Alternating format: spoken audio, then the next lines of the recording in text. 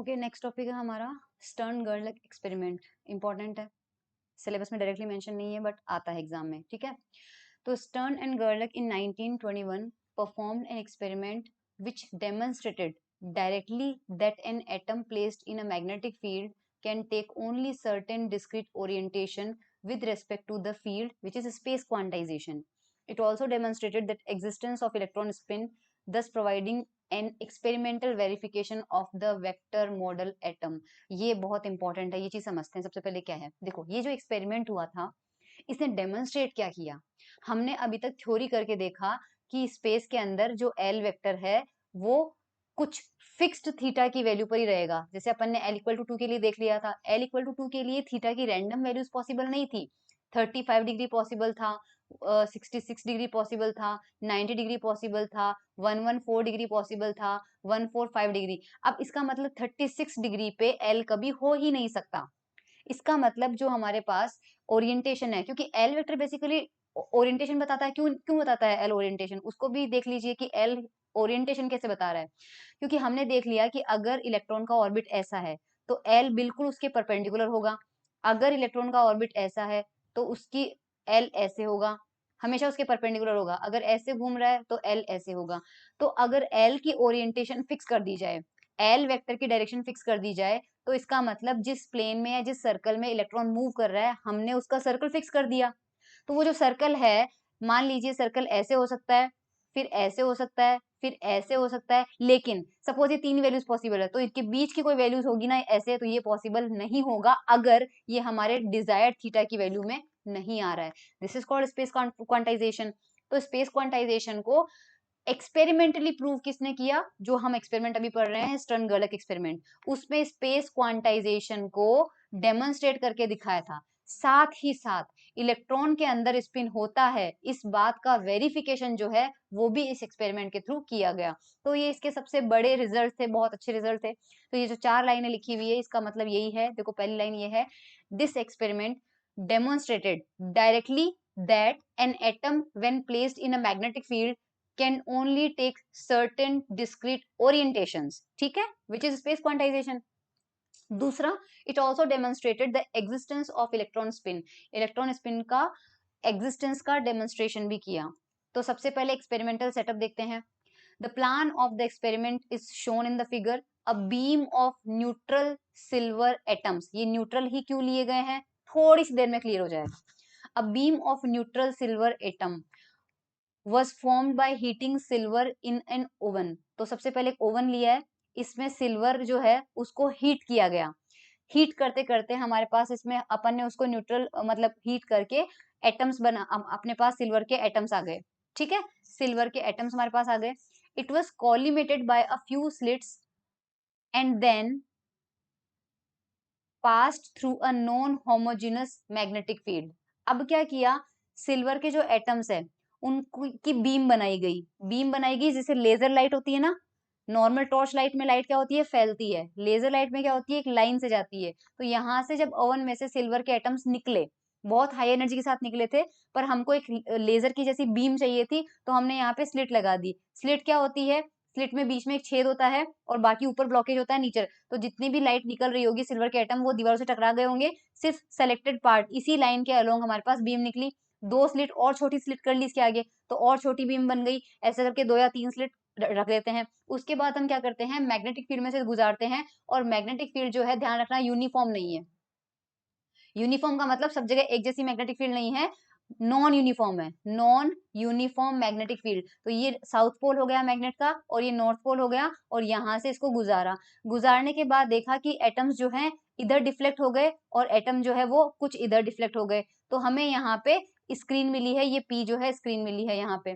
ठीक है, और non homogeneous uniform magnetic field हमने बनाई कैसे, अगर हमने बिल्कुल एस और एन को सेम शेप का और सेम साइज का रखा होता तो यूनिफॉर्म मैग्नेटिक फील्ड जनरेट हो जाती। इसलिए इस डायग्राम के अंदर बताया गया है कि आप देख सकते हैं साउथ पोल का जो मैग्नेट है वो किस हिसाब से बनाया गया है और नॉर्थ पोल जो है वो किस हिसाब से बनाया गया है। तो ये स्पेशल स्ट्रक्चर जो है वो स्पेशल स्ट्रक्चर इसलिए बनाई गई है ताकि बीच में जो मैग्नेटिक फील्ड है वो एक पर्टिकुलर डायरेक्शन में, यानी वो एक्स वाई जेड में बिल्कुल सेम सेम सी हो, केवल जेड डायरेक्शन में उसकी वैल्यू इंक्रीजिंग या फिर डिक्रीजिंग हो, जो कि हम आगे पढ़ते हैं।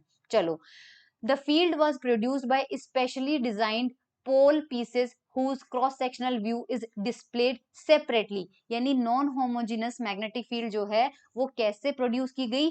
It was produced by specially designed, मतलब specially designed pole pieces, pole pieces का मतलब साउथ पोल और नॉर्थ पोल, स्पेशल डिजाइन है इनका, करेक्ट, इनसे, और उनका हमने डिस्प्ले देख लिया। It shows that the field increases in intensity in the Z direction defined in the figure, यानी कि एक्स वाई में कोई फर्क नहीं पड़ेगा, लेकिन अगर वर्टिकल डायरेक्शन को हम जेड में मानते हैं तो यहाँ पर ऐसा है डिप और यहाँ पर ऐसा है पॉइंट। तो ये जेड डायरेक्शन में जो है इस तरह से पोल पीसेस डिजाइन किए गए हैं कि मैग्नेटिक फील्ड जो है जैसे जैसे जेड डायरेक्शन में जाएंगे मैग्नेटिक फील्ड जो है वो इंक्रीज होते जाएगी।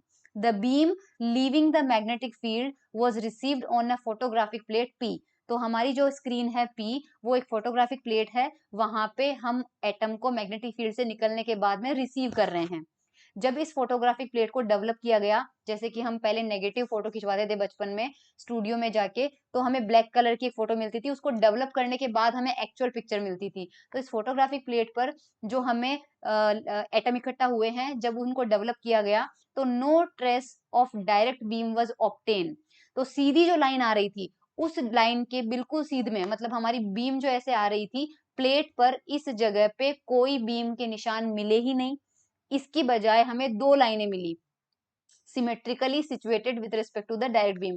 डायरेक्ट बीम के बिल्कुल ऊपर हमें एक लाइन मिली और डायरेक्ट बीम के बिल्कुल नीचे हमें दो लाइनें मिली, बल्कि बीच में कोई लाइन नहीं मिली, यानी एटम या तो ऊपर ही गए और या फिर बिल्कुल उतनी ही डिस्टेंस पे नीचे आए। ठीक है, it meant that the beam of silver atom splitted into two discrete components, इसका मतलब एक बीम जो है वो दो कंपोनेंट में स्प्लिट हो गई।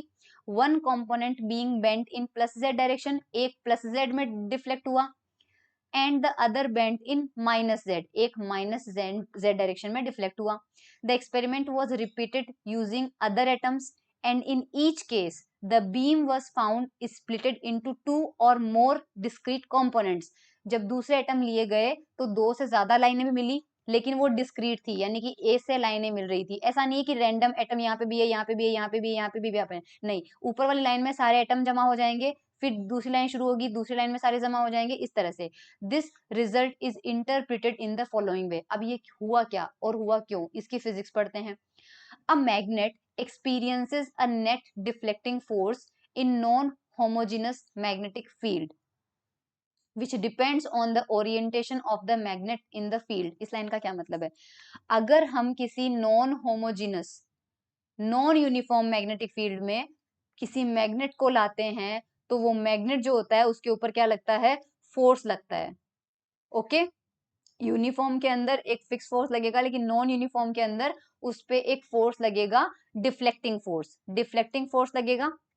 Now since atoms are tiny magnets, atom जो होते हैं हमने देखा था उसमें इलेक्ट्रॉन जो होते हैं वो करंट फ्लो करवाते हैं और मूव करते हैं। मूविंग चार्ज हमेशा क्या करता है, हमने पहले भी प्रीवियस लेक्चर्स में देखा है कि जो ये करंट कैरिंग लूप होता है ये मैग्नेटिक डाइपोल की तरह बिहेव करता है, छोटे छोटे मैग्नेट की तरह इनको माना जा सकता है, कंसिडर किया जाता है। तो एटम का मतलब क्या हो गया? छोटा सा magnet, tiny magnet. So since atoms are tiny magnets, अब वो मैग्नेट है, अगर मैग्नेट किसी मैग्नेटिक फील्ड में एंटर करेगा और वो मैग्नेटिक फील्ड नॉन यूनिफॉर्म है तो जाहिर सी बात है उस पर फोर्स लगेगा। They experience deflecting force when passing through the field, तो फील्ड से गुजरते टाइम पे उनके ऊपर डिफ्लेक्टिंग फोर्स लगता है। If an atom could have any orientation in the magnetic field, then for the millions of atom present in the beam all possible orientation would be obtained and the beam would be deflected into a continuous band। इस line का मतलब क्या है? ये कह रहा है कि अगर एटम का मैग्नेटिक फील्ड में कोई भी डायरेक्शन पॉसिबल होती, यानी कि एटम जो है हमारे पास, तो हमने सिल्वर का ओवन लिया है, अगर उसमें 1 मोल सिल्वर भी लेते हो तो कितने एटम आएंगे? 6.023 इंटू 10⁻23 एटम्स आएंगे। कितने ज्यादा है? बिलियंस, मिलियंस, कितने सारे एटम्स है। तो अगर एटम जो है वो रैंडमली डिफ्लेक्ट होते तो स्क्रीन पे एक एटम यहाँ पे जाता, एक एटम इसके पास में आता, इस तरह से हमें स्पेक्ट्रम वो प्लेट पे इस तरह से एटम मिलते, लेकिन ऐसा नहीं हुआ। हुआ क्या कि सारे एटम जो है यहाँ पर एक लाइन पे जमा हो गए। मतलब ये प्लेट जो है बेसिकली ये इस तरह से है, 2D में है, 2D में है ना प्लेट। तो अगर हर जगह मिलता, अगर हमारे पास एटम जो है वो कोई भी ओरिएंटेशन ले सकता था अपनी मन मर्जी के हिसाब से, तो हमें उस प्लेट पर एटम इस तरह से सब जगह पे मौजूद मिल जाते। लेकिन हुआ क्या, भले ही करोड़ों एटम लो, लेकिन हो क्या रहा था, एक ही लाइन पे वो करोड़ों एटम एक के ऊपर एक जमा हो रहे थे। तो यहाँ पर हमें एटम की पूरी कलेक्शन मिल गया था एक लाइन पे, और फिर हमें यहाँ पे एटम का कलेक्शन मिला था, करेक्ट। जबकि डायरेक्ट बीम की जगह ये थी। तो ऊपर मिल रहा है प्लस जेड डिस्टेंस पे, और उतनी ही जेड डिस्टेंस पे नीचे माइनस जेड पे नीचे मिल रहा है। इसका मतलब ये पिक्चर नहीं मिली, this is called continuous picture and this is called discrete. Discrete का मतलब होता है जिन्हें गिना जा सकता है, कंटिन्यूअस का मतलब होता है ये। तो कंटिन्यूअस हमें स्पेक्ट्रम वहां पे नहीं मिला, जबकि डिस्क्रीट मिला। So if an atom could have any orientation, यानी अगर एटम के पास कोई भी ओरिएंटेशन पॉसिबल होती, then for the millions of atom present in the beam, तो जो बीम में मिलियन एटम प्रेजेंट थे, all possible orientation would be obtained, सारे ओरिएंटेशन हमें मिल जाते, और beam would be deflected into continuous band, और हमें कंटीन्यूअस बैंड मिलता, लाइन के नीचे लाइन, फिर लाइन, फिर लाइन, फिर लाइन। लेकिन there was no band but discrete traces on the photographic plated, discrete लाइनें दी। इस ये बताता है that the atom passing through the field were oriented in space in discrete direction. ठीक है, डिस्क्रीट का मतलब कुछ एक फिक्स डायरेक्शन थी, उन्हीं में वो एटम गए हैं। So that the beam deflected in a certain discrete direction only and gave discrete traces on the plate. Thus, an experimental results are qualitatively direct proof of the space quantization of atom। यानी कि atom जो है selected orientation ही ले सकते हैं, randomly oriented नहीं हो सकते। ये प्रूव करता है स्पेस ओरिएंटेशन को, या सॉरी स्पेस क्वांटाइजेशन को। ठीक है, अब ये मैथमेटिकली प्रूव करते हैं। तो let us consider the experimental results quantitatively. The average transverse force experienced bye atomic magnet is, force कितना लग रहा है, क्योंकि हमने देखा है कि जो मैग्नेटिक फील्ड लग रहा है उस पे, वो मैग्नेटिक फील्ड कौन सी डायरेक्शन में चेंज हो रहा है, जेड डायरेक्शन में चेंज हो रहा है। तो जो फोर्स लगेगा हमारे पास वो कौन सा लगेगा, सपोज उसे हम रिप्रेजेंट कर रहे हैं एफ जेड में रिप्रेजेंट कर रहे हैं।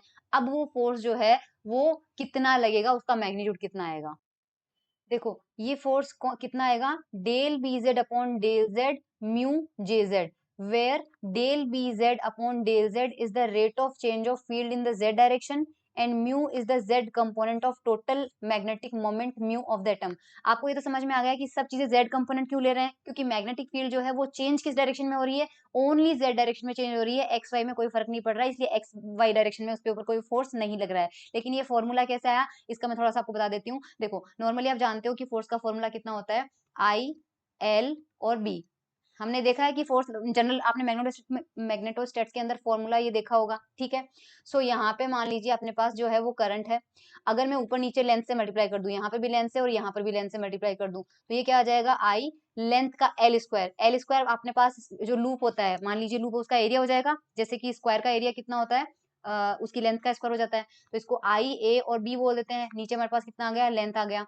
ठीक है, आई इंटू ए क्या होता है, मैग्नेटिक मोमेंट, तो म्यू हो जाएगा और बी हो जाएगा, और नीचे क्या आ गया, लेंथ आ गया। तो अपने पास जो मैग्नेटिक मोमेंट है उसका अपन जेड कंपोनेंट ले लेते हैं, तो म्यू तो हो जाएगा जेड, करेक्ट। और बी अपने पास चेंज हो रहा है जैसे जैसे एल चेंज हो रहा है, एल का मतलब जेड लेंथ, हम डायरेक्शन कौन सी ले रहे हैं, जेड डायरेक्शन ले रहे हैं।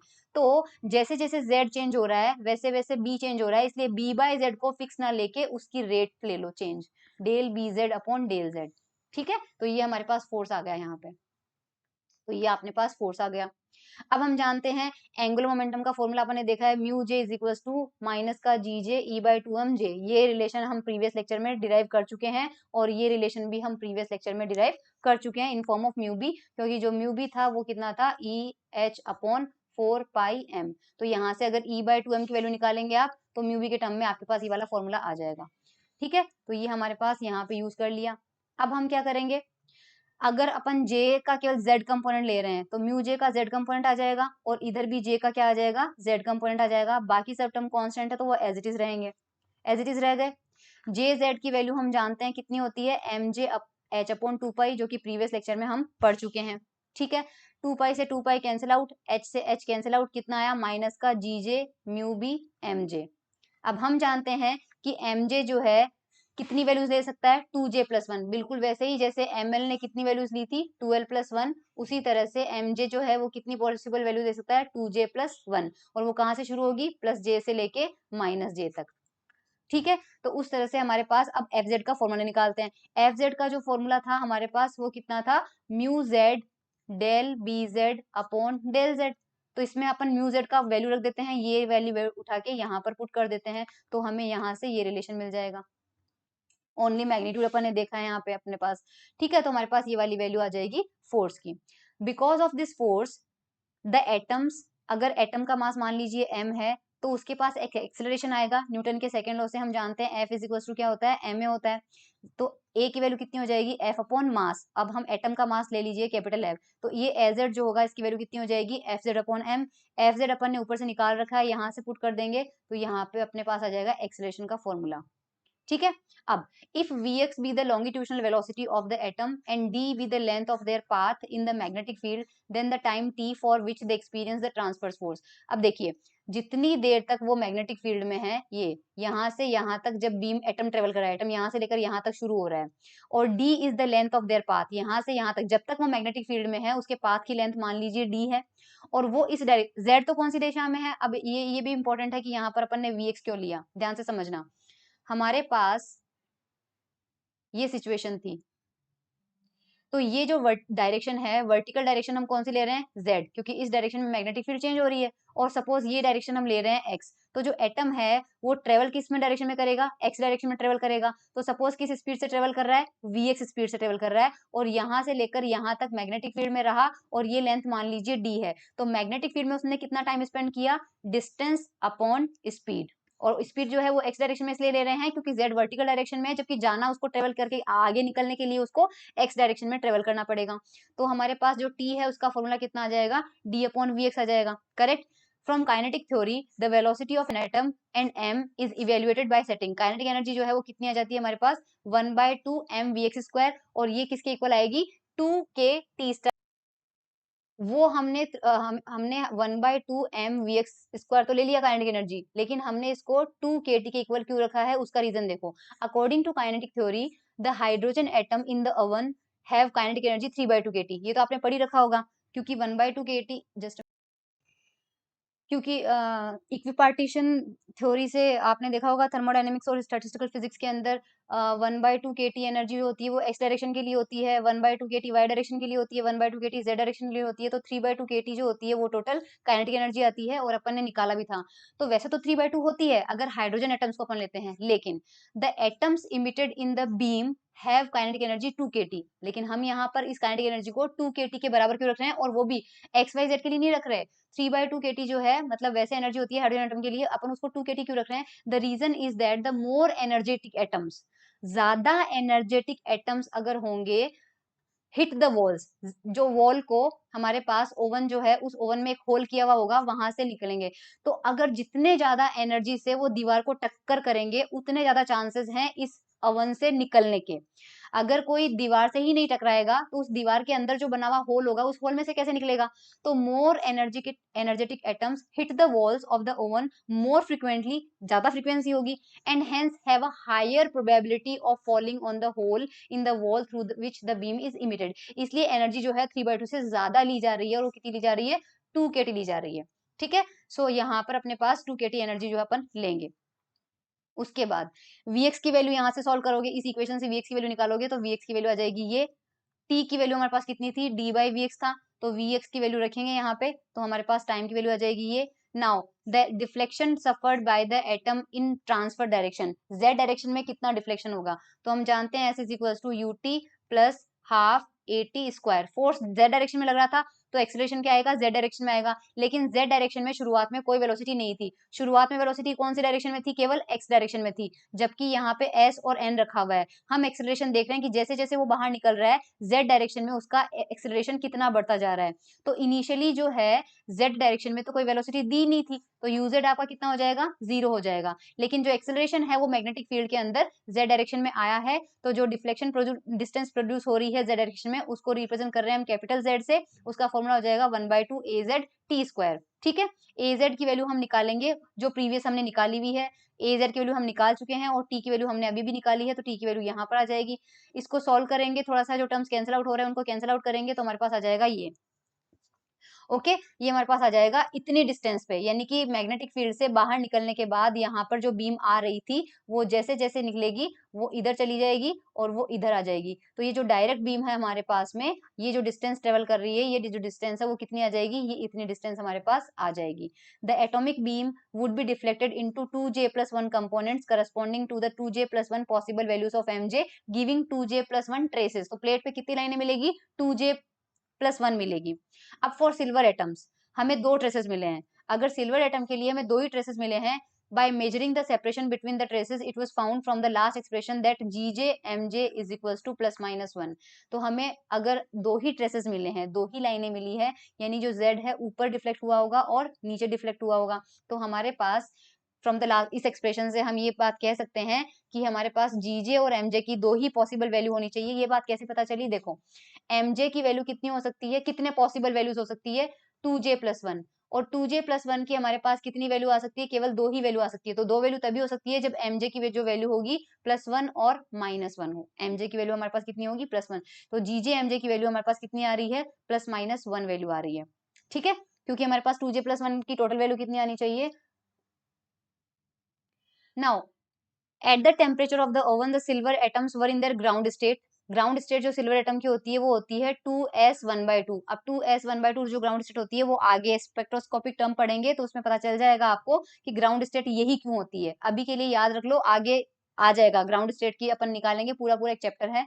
तो 2s1/2 होती है, इसके करस्पॉन्डिंग निकालो JSL की वैल्यू कितनी आएगी। तो ये जो ऊपर वैल्यू होती है 2, हमें दिया हुआ है 2s1/2, तो इसको कंपेयर करना है आपको 2s+1 L और J से। तो नीचे J, ये 1/2 लिखा हुआ है और यहाँ पर J है, तो अपने पास J की वैल्यू जो है वो तो कितनी आ जाएगी, 1/2 आ जाएगी। ये J की वैल्यू जो है वो तो 1/2 आ रही है। और ऊपर कितना लिखा हुआ है अपने पास, यहाँ पर L लिखा हुआ है, उसकी जगह S आ रहा है, तो L की वैल्यू जब S से रिप्रेजेंट होती है तो स्मॉल l की वैल्यू कितनी आती है, 0 आती है। तो स्मॉल l की वैल्यू कितनी आ जाएगी, 0 आ जाएगी। और ऊपर अपने पास यहाँ पर 2s+1 जो है वो 2 के बराबर है, 2s+1 जो है वो 2 के बराबर है, तो s की वैल्यू कितनी आ जाएगी, 1/2 आ जाएगी। तो आपके पास s जो है वो भी कितना आ रहा है, 1/2 आ रहा है। ठीक है, तो अगर अपन 2J+1 निकालें तो आप खुद देखो J की वैल्यू कितनी आ रही है, 1/2 आ रही है। J की वैल्यू कितनी आ रही है, 1/2 आ रही है, तो 2J+1 की वैल्यू कितनी आएगी, वैल्यू रखो 2 आ जाएगी। इसलिए हमें वहां पर 2 ही लाइनें मिली थी, ग्राउंड स्टेट में हमारे पास 2 ही लाइनें मिली थी। फर्दर Gj इक्वल टू, क्योंकि हमारे पास J is equal to S मिल गया, तो जो Gj है उसकी वैल्यू GL प्लस GS होती है। जी हमारे पास यहाँ पे केवल स्पिन के करस्पॉन्डिंग होगा, J इक्वल टू S आया है, तो हमारे पास कितना हो जाएगा, केवल Gj की वैल्यू GS के इक्वल हो जाएगी और वो कितनी हो जाएगी, 2 के इक्वल हो जाएगी। ओके, सिमिलरली Mj MS के इक्वल हो जाएगा और वो कितना हो जाएगा, +-1/2 हो जाएगा। तो Gj Mj की वैल्यू निकालेंगे, Gj Mj की वैल्यू कितनी आनी चाहिए, अब Gj की वैल्यू खुद रखो कितनी आ रही है, 2 आ रही है, Mj की वैल्यू कितनी आ रही है, +-1/2 आ रही है, और ये कितना हो जाएगा, +-1 हो जाएगा, जो कि हमने ऊपर यहाँ लिया था। ये समझ में आ गया +-1 कैसे आया, +-1 इस एक्सप्रेशन में कैसे रखा, उसका डेरिवेशन हमें यहाँ पर मिल चुका है। ये रहा, Gj Mj की वैल्यू +-1 है। ठीक है, तो इस वजह से हमें 2 पोस्टुलेट्स मिले हैं। The ground state of zinc, cadmium and mercury is 1s0। तो इसके लिए, और यहाँ पर हमारे पास उसकी SN की और PB की 3p नोट होती है, इसके लिए कितना मिलेगा। अब देखो यहाँ पर अपने पास J की वैल्यू 0 आ रही है और यहाँ पर भी अपने पास J की वैल्यू 0 आ रही है, तो कंपोनेंट कितने होंगे, 2J+1 की वैल्यू कितनी आ जाएगी हमारे पास, 0 ही आएगी। तो J इक्वल टू 0 आ रहा है, तो Gj Mj की वैल्यू अपने पास कितनी आ जाएगी, 0 आ जाएगी। तो the beam of these atoms would not be deflected in the magnetic field. तो ये डिफ्लेक्शन होगा ही नहीं, क्योंकि आपने पास Mj की वैल्यू इतनी आ जाएगी, 0 आ जाएगी। J इक्वल टू 0 के corresponding, J is equal to 0 के करस्पॉन्डिंग Mj कितना होता है, 0 होता है। J इज इक्वल टू 1 के करस्पॉन्डिंग Mj कितना होता है, +-1 एंड 0 होता है। तो हमारे पास कितना आ जाएगा यहाँ पे, this was actually found to be the case, तो एक्सपेरिमेंटली यही हमको मिल गया था। अब ये एक्सपेरिमेंट जो है वो इलेक्ट्रॉन स्पिन को भी एक्सप्लेन करता है। This was shown most clearly in 1927 by Phipps. अब ये कैसे पता चला, देखो, who repeated this experiment by using a beam of hydrogen atom. Stern Gerlach ने तो सिल्वर एटम को लिया था और उन्होंने केवल स्पेस क्वांटाइजेशन को बताया था, लेकिन इलेक्ट्रॉन स्पिन के बारे में इसी एक्सपेरिमेंट को रिपीट किया गया हाइड्रोजन एटम के साथ में। So this atom consist of a single electron. Hydrogen atom में केवल एक इलेक्ट्रॉन होता है और थ्योरी प्रेडिक्ट करती है कि in the ground state of quantum number L is 0 if there were no spin, अगर मान लीजिए स्पिन नहीं होता तो हमें क्या मिलता, हमें हम अगर स्पिन नहीं होता, स्पिन होता ही नहीं, तो हमें J is equal to L मिलता, और एल जो है उसकी वैल्यू कितनी है, 0 है। एल की वैल्यू कितनी आ रही है, 0 आ रही है, क्योंकि हाइड्रोजन एटम के अंदर इलेक्ट्रॉन जो होता है वो 1s में होता है, और s के करस्पॉन्डिंग एल इक्वल टू 0 होता है, तो J इज इक्वल टू 0 आ गया। J इज इक्वल टू 0 आ जाएगा तो GJ MJ की वैल्यू 0 आनी चाहिए, और जो बीम थी वो अनअफेक्टेड होनी चाहिए मैग्नेटिक फील्ड के अंदर, और केवल एक ट्रेस हमें मिलना चाहिए था प्लेट पे। लेकिन उन्होंने फाउंड किया, फिप्स ने और टेलर ने फाउंड किया कि नहीं, हाइड्रोजन के लिए भी हमें दो कंपोनेंट मिले थे, यानी कि हाइड्रोजन के लिए भी ये +-1 आया था। तो ये तभी हो सकता है अगर इलेक्ट्रॉन स्पिन हो, इलेक्ट्रॉन स्पिन जो है वो +½ -½ में हो, तो उसी कंडीशन में आपको ये ट्रेसेस मिल सकते हैं, यानी कि जो J होता है वो L +-S होता है, तो L की वैल्यू 0 होने के बावजूद भी स्पिन की वजह से J की वैल्यू 1/2 आएगी, और J की वैल्यू 1/2 आएगी तो 2J + 1 की वैल्यू कितनी आएगी, 2 आएगी, इसलिए दो कंपोनेंट मिले हैं।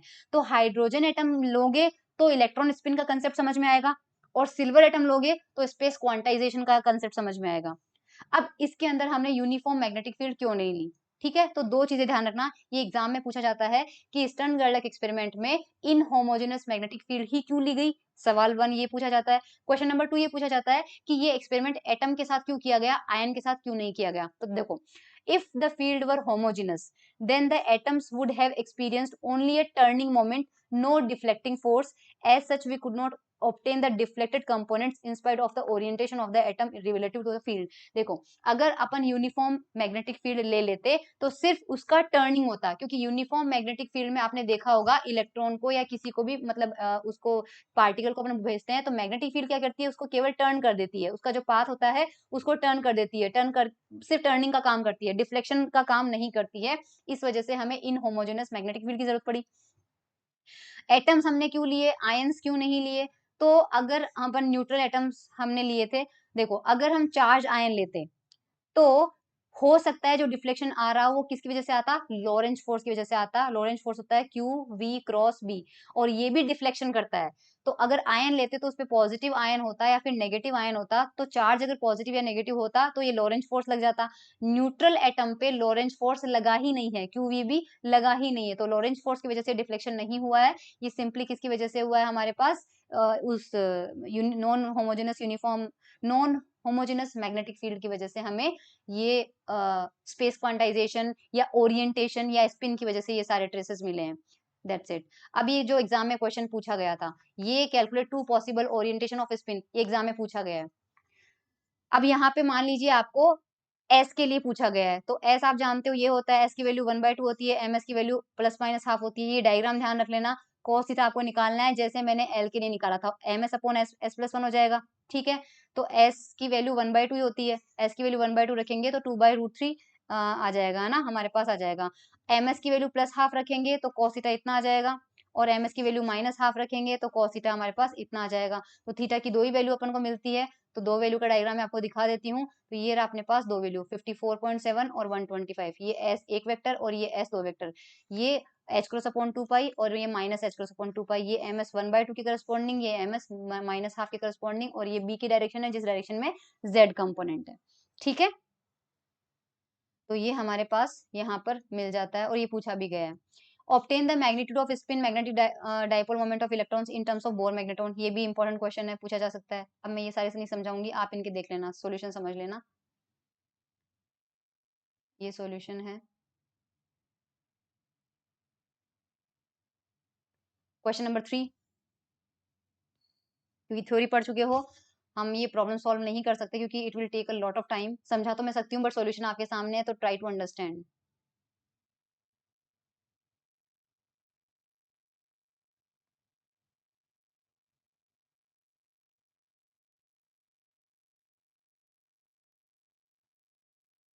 ये सारे क्वेश्चंस करके जाना, क्योंकि ये क्वेश्चन जो है एग्जाम में पूछे जाते हैं, और नेट के अंदर भी आता है, कई बार नेट और गेट में भी आता है।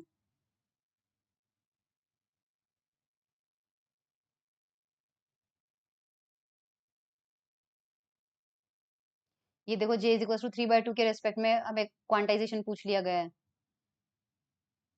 तो सेम डायग्राम वैसे ही बनाया है। कैलकुलेशन जे जेड बाई जे करके, जैसा मैंने एल और एस के लिए बनाया वैसा का वैसा जे के लिए बनाया हुआ है।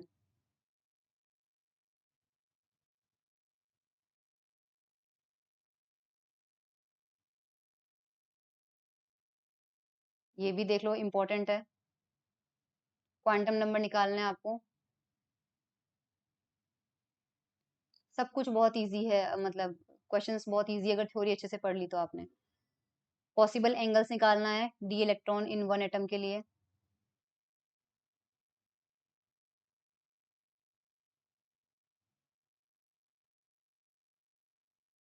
ये भी क्वेश्चन एग्जाम में पूछा गया है। जेड का फॉर्मूला याद रखना आपको, स्टर्नगर्लक एक्सपेरिमेंट से हमें मिला था।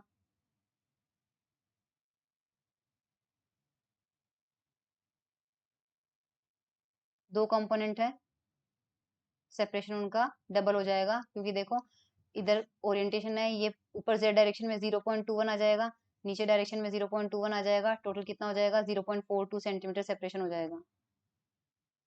That's it. ठीक है, इसके बाद है spin orbit interaction, hydrogen fine structure, जो कि हम करेंगे नेक्स्ट लेक्चर में।